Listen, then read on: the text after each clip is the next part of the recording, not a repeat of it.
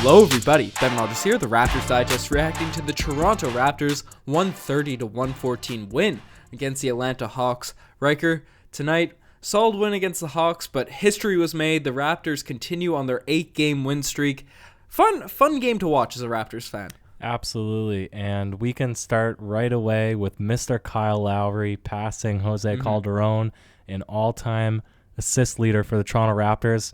Ben, you mentioned fun, and it looked fun on the bench when he passed that milestone. Pascal Siakam, Fred VanVleet, they're doing crazy celebrations. The crowd was feeling it. It was a good game to watch. Very light-spirited, lighthearted, and a bit of fun. Most definitely, and this is just another accomplishment for Kyle Lowry with the Toronto Raptors franchise. Obviously, multi-time All-Star starter, NBA champion. And the records are just going to keep coming for Kyle Lowry as he plays more and more games with this team because he's done it all over his career. In my opinion, he's the greatest Raptor of all time, just in terms of his career. Obviously, Kawhi is the surefire best and had the best season, but in terms of greatness, Lowry keeps asserting himself as the greatest in my opinion. And maybe some people can make a debate for the player on the other team, Vince Carter, for that, DeMar DeRozan. Maybe Kawhi's 1 year is a testament for greatness, but that's a debate that will be had for many of years. But shout out Kyle Lowry. He had 12 points, 11 assists, 8 rebounds tonight, almost secured a triple-double, was a plus 32 for the game. The next highest was Serge Ibaka at 17. But Kyle Lowry, he's just the Raptor. When you think the Toronto Raptors, he's the face that I think of. Ben, I know you're going to say, in your opinion, he's deserving. Maybe objectively, he's deserving. But will he be an all-star in the lens of whatever the selection criteria is? I know it's partially votes, partially coaches' decisions, and internal voting. These are all coaches now. Is it all coaches? On the bench, it's all coaches, yeah. In the eyes of the coaches, Ben, your own opinion removed, is Kyle Lowry going to be an all-star this season? In my opinion, he has to be. And obviously, I'm a huge Kyle Lowry stan. But objectively looking at 20 points, 4.5 rebounds, 7 assists on the second. We just saw the Miami Heat lose to the Boston Celtics. So the Raptors are officially in second place right now. You can't keep a guy playing at this level, especially with the history he's had, because coaches love to give all-star nods to players that have had a storied career or have been accomplished throughout the years. The stat line he's putting up, the team record, he's just coming off an NBA championship. You can't not put this guy in as a all-star in the Eastern Conference. When you look at the other players, obviously Kemba and Trae Young were named the starters in the guard positions. Jimmy Butler's considered forward. Ben Simmons maybe he's competing with. Kyrie, but he's played about 4 games this season. I don't see anyone that really is deserving over Kyle Lowry objectively this season. Bradley Beal, maybe. He's been playing really well. Yeah, that's fair. But and maybe team Chris record Middleton as well to look at. Chris Middleton also, as it's rolling in, just posted a 51-point game this evening in a victory against Bradley Beal. And there's been a lot of 50-point games as of the last 3-game stretch. So just a fun little stat to insert. But Ben, I definitely agree with you. I think of all the seasons that I've challenged on whether or not Kyle Lowry is a deserving all-star.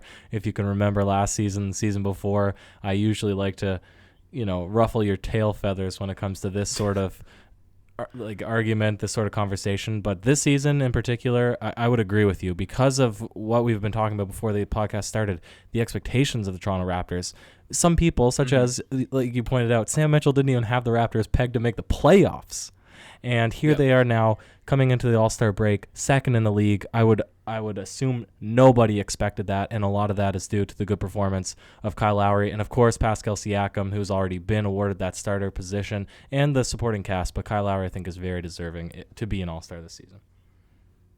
Most definitely, and there's a lot of Toronto Raptors that have just been playing at a whole nother level this year. You mentioned it, not high expectations for the team coming in, especially from the American media, but they've asserted themselves as the second seed in the Eastern Conference at this point in the season. And Kyle Lowry, Siakam had 24 points, 9 rebounds. We didn't get to talk about the Spurs game much or at all in the last podcast, but he's been on a slowly back to being the Pascal Siakam that he was pre-injury. Tonight hit a couple threes, but was attacking with the same kind of aggression that we like to see. Obviously only played 27 minutes against the Atlanta Hawks, and in the third quarter it looked like he was more so passing it off, but just it's great to see Siakam back to his score-first mindset, ready to be aggressive and getting buckets. Yeah, absolutely, Ben. And we always talk about confidence-building games. And the game against the Atlanta Hawks, when they were playing in Atlanta, it was confidence-building games for the likes of Norman Powell, Terrence Davis, Fred VanVleet. If you'll remember their three-point explosion, all of them in the fourth quarter. And tonight it seemed like Pascal Siakam, guys like maybe Marc Gasol you could add into the conversation. It was just a good game, I think, to really set the tone for the Toronto Raptors, to show them what they're capable of doing as a team. And now we look forward to the next stretch of basketball. We're playing the Bulls, the Cavaliers, the Cavs. Who else was it? The Pistons, the Pacers twice, the Nets twice. Now, Pacers, like you mentioned, they're not a terrible team. They're in the playoffs. They're in the mix. Oladipo might be coming back. But for all intents and purposes, Ben, this should be a pretty good stretch for the Toronto Raptors. So to go in with this momentum, hopefully we can stretch this 8-game win streak into a 15-game win. Well, however many it is. 5 more games, so 13-game win streak.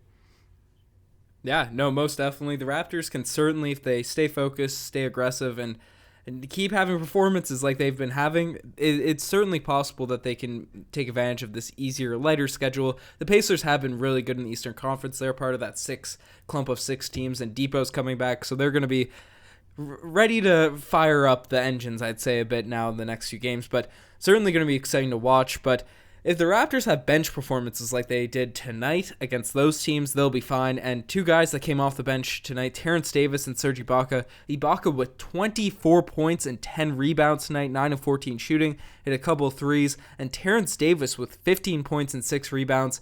That scoring punch that they had coming off the bench tonight, especially where Norman Powell, He got some, the reffing, we'll talk about the reffing later, but he was really taken out of the game because on some drives early in the game, the refs didn't call anything, so it took Norm a while to get his game going, but it was certainly picked up by Ibaka and Davis's strong performance.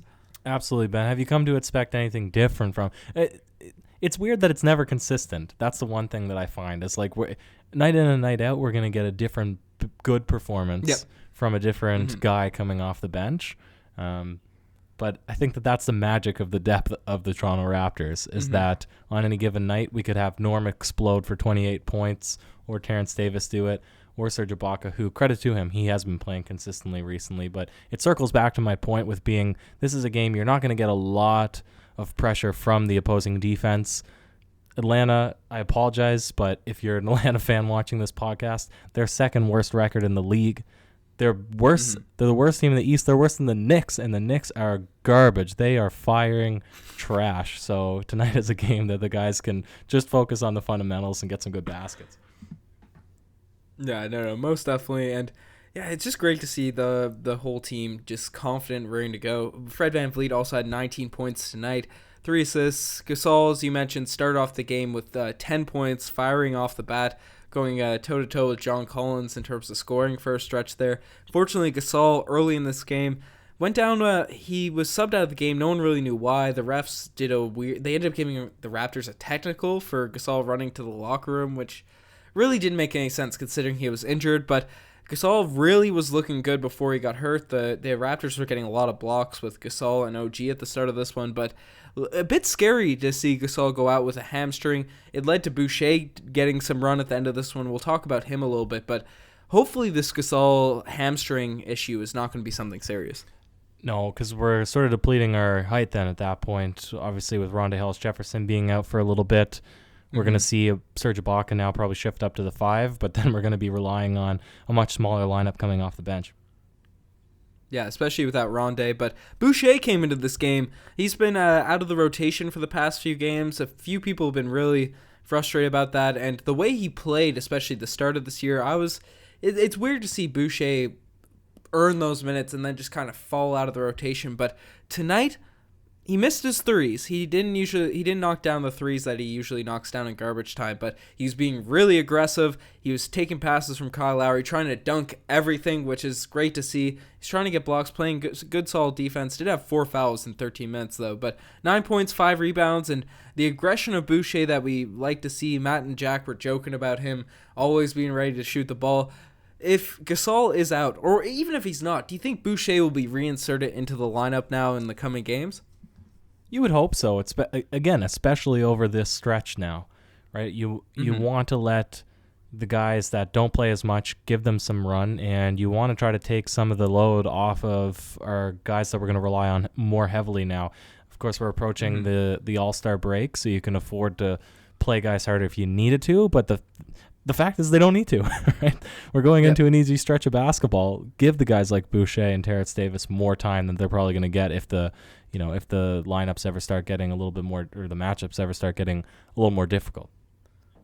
Yeah, and tonight, minutes-wise, no one played over 30 besides Kyle Lowry, but it was sort of his night. Nurse left him out there with the bench unit for a stretch to get those assists, and it wasn't in a means of disrespect or anything. He still usually runs the offense, even when the Raptors are up big, but Lowry's the only guy with 33 minutes. But as you mentioned it, we'd like to not have to play Lowry, Fred, Siakam 40 minutes a night, because we want to be able to handle teams like the Atlanta Hawks, the Bulls, all the teams we have coming up. So it's going to be interesting to look out for. But Ryker, we should swing into the segments. We're going pretty long here tonight. Do you have a spicy P-lay of the day in mind? There was a nice pass on the fast break between Kyle and Serge Ibaka, but it was nothing spectacular. Ben, do you have something maybe a little bit more exciting than that? I think just the 2 assists that got Kyle Lowry the record. There was a few nice dunks from Boucher and all that, but it looked like for a few straight possessions Kyle was just really headmanning the ball to get those assists, get out of the game. But it ended up, the one that got it was a nice lob pass to Terrence Davis, who ended up finishing, almost tried to finish as a lob, and he said, you know what, I'm not going to risk this. Took it down and then finished a little hook on the other side. The bench went crazy. The announcers, or the in-game announcer, in-arena announcer, not Matt and Jack, he didn't call out Kyle Lowry's record till a timeout, which ended up being felt like 7-8 minutes in real time after, but the bench was going wild. The crowd some of the people in the crowd knew. It was just exciting to see Kyle Lowry get that record. Yeah, absolutely. Well deserved. Nothing against Jose Calderon.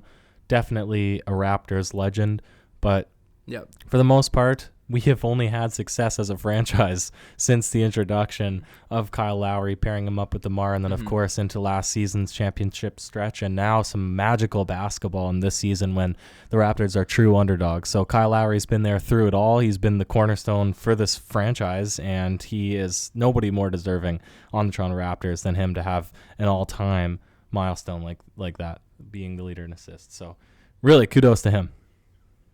Most definitely. And shout out to Jose, too. Jose Calderon might get lost in sort of the history because obviously he came before the Raptors' big success, but he was a baller, those mid-range jumpers. And do you see all the mascots they had running around this game in the intermissions? I did. It was weird. I didn't like it. A bobblehead Jose Calderon. I did not like it. Made me uncomfortable. A Mo Pete?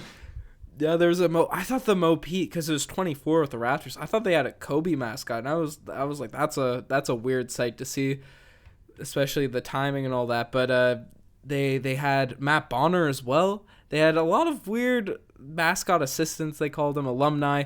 So yeah, that could feed into the OGs as not all. Yeah, they have Matt Bonner there, the Red Rocket, and Damian Stoudemire. I think it was kind of wild. It was a bit weird. It took me a while to figure out what was going on. Is that getting your OGs, Ben? That's a part of the OGs. But I brought up the OGs to you before the podcast. I guess we'll do the proper segment. Not all plays could be the spicy Pele of the day, and some just make you say, "Oh, geez." And at the end of this game, there's a man on the other team, Charlie Brown Jr. That's his name. He has an afro. One side is just regular, normal colored hair. The other half of it is blonde. Immediately caught my eye. As you mentioned it, had the XXX Tentacion OG sort of look to him on the court. But he came into the game, and you could tell he had the Chris Boucher mindset. He was ready to shoot. He was ready to let it fly.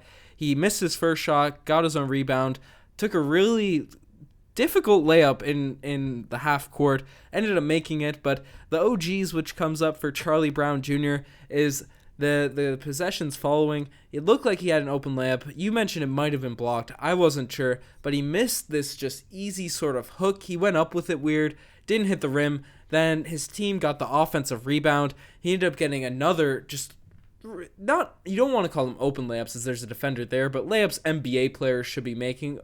Open in terms of an NBA guy. Just came off and just slapped it right off the backboard in the same vein like I would in grade 3. And then the possession after missing those 2 layups and visible frustration on, you could see it, then comes down the lane and no one's really moving for the Atlanta Hawks. So he just has to throw up a hook shot, which again doesn't hit the rim. Charlie Brown Jr., his last stretch of basketball made me say, oh, geez, Ryker. Ben, I'm playing intramurals. I was playing Sunday night. I missed a few gimmies. I also happened to roll my ankle. It's very bruised right now. Definitely sprained it, but sometimes you miss those shots, Ben. Sometimes you miss them. So you can't criticize him too much. But with that comes the one, the only, the Marquel Gold Star Award for worst performance of the night. Ben, do you have someone this evening? You really briefly touched on the referees. Is there someone else that you would rather give it to? The refs were getting it in my eyes. The injuries the Raptors sustained could be getting it too, but the calls they were giving to Trae Young, I know he's a star. I know he's a smaller guard, so when he gets hit, he moves more, unlike a Kyle Lowry or Fred VanVleet. But the calls were really weird throughout this one. The Raptors were fortunately able to make it up, but yeah, and they never got any. It seemed like when the refs called a foul in favor of the Raptors, it was when after we've already made a shot and they just took away our basket and we had to side inbounds. It was a really weird look, Ryker. Absolutely, Ben. But in a game like this, it doesn't really afford you to care. Who cares? That is very fair. Yep. That's a very fair statement. Anyways, the Raptors 16-point win. It felt bigger. Vince Carter, probably his last game ever, or I don't know if we play the Atlanta Hawks again at home, but it was it's weird to see Vince not.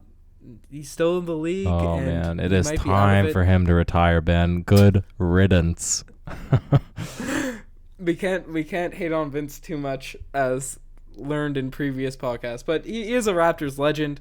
I'm not the biggest fan of Vince, but it's cool to see all the fences mended and him kind of laugh. He hit a crazy shot over OG at the beginning of this one. They kind of laughed at him on the way back, OG, because it was phenomenal defense and it fluked in, but Vince has become more chill as an older age and around the league. So shout out Vince Carter if it's last season. Raptors legend for sure, no matter what your opinion is on him. Ryker, do you have any last words before we send it off? XXX Tentation. Cheers.